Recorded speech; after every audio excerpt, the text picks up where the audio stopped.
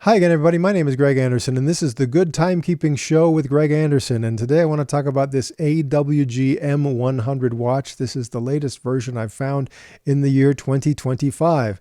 But I have many, many others of these that I've collected over the past several years. This one just happened to be, the newest thing, and I liked it. I like them all, so a little bit of color variety is enough to make me say, hey, I'm going to buy that one too.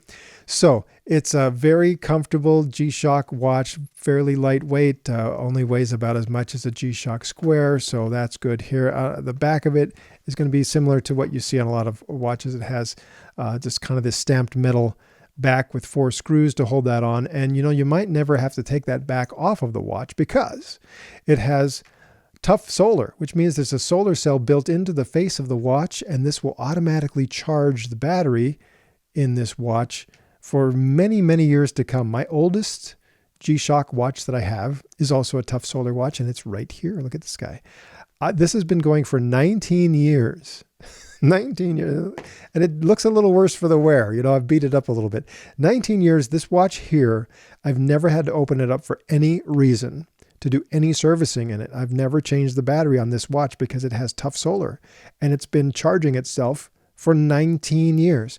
I'm expecting similar results from this guy. We'll see what happens. So eventually, I suppose any rechargeable battery will wear out and might need to be replaced, but I'm expecting that to be many, many years from now before I'd have to worry about that. You don't have to do anything special to keep that battery charged. Just exposure to everyday lighting conditions with that built-in solar cell should keep it going. And it's got a low, medium, and high indicator right there to show you if the battery is low, medium, or high. As long as it's on medium or high, all the functions will work correctly. If it gets below medium, then some of those functions will be disabled. And all you have to do is charge up the watch and you'll be back in business. So as you can see, it has right here hours and minutes on the hands there, and then these windows here for other functions. So right there, it can either show the digital version of the time right there, and the seconds are always going to be right there in that window. Or if I tap this adjust button, it'll show me the date instead of the time right there, and day of the week will be right there too. Okay, next mode, it's going to show me world time mode, and I can select some other time zone simply by using these buttons here to select other time zones on the map, and then those will be my my world time modes. Or if I press these 2 buttons on the side together, it'll take me right back to UTC.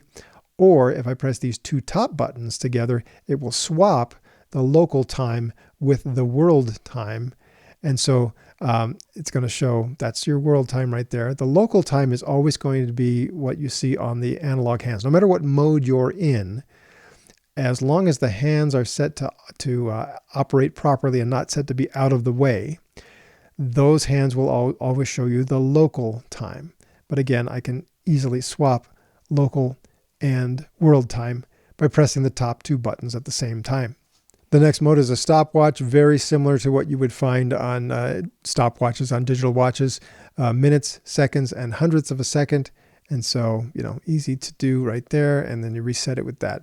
Up there, there's a countdown timer, which is up to 100 minutes, and you can select the number of minutes and seconds you want that countdown timer to run. And the alarm mode, where you have 5 alarms plus an hourly signal that you can set to go on, make a beep every hour on the hour. Those are all your different modes. When you go to set it up, the first thing you're going to want to do when you hold the adjust button, things start to blink there. Set your time zone to the correct time zone. Then you can have daylight saving time change automatically, or always be off, or always be on. Then you can also have a 12-hour or 24-hour display in all your digital modes there. Here you can manually set the seconds, hours, minutes, the year, month, and date.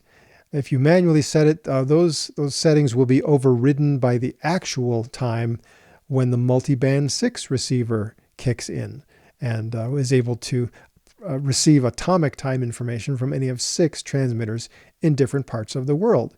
Mute, so you can have, it's going to beep almost every time you press a button if you have it in key mode, but if you have it in mute mode, then it's not going to make as much noise. It's only going to beep when you've reached the end of a countdown timer, or the alarm or the hourly signal are beeping. Otherwise, it's muted.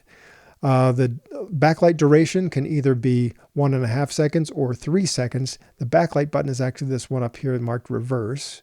Some people like to have a shorter duration to save battery power, but since it automatically charges itself, I like to go with a longer duration backlight. And then the power save mode, which will turn off the display overnight, and that can be enabled or disabled. And plus, if the display has been turned off because it's in sleep mode, you can easily bring the watch back, wake it up by pressing any button, or by shaking it, or by just exposing it to a well-lit area. And so that's all your setup. And yeah, there you go. Now, if these analog hands are getting in the way of something you want to do, you can press and hold the mode button for just a few seconds, and you'll see that the word hand blinked right there, and the hands indicator is blinking right there. It's going to move those hands out of the way for up to an hour. But if I keep pressing buttons and, like I want to use the stopwatch or something like that, those hands are going to stay out of the way and will not obscure these windows as long as that hands indicator is on. If I were to stop pressing buttons right now and leave it alone for an hour, it will automatically go back to regular timekeeping on the analog hands, or I could press and hold the mode button just for a couple seconds and it'll go back to normal on the hands anyway. As I said, this has atomic timekeeping built in with that multiband 6 receiver. Depending on where you are in the world, this receiver inside the watch, it's a radio receiver. It will receive atomic time information from transmitters either in, well, there's 2 in Japan. There are 2.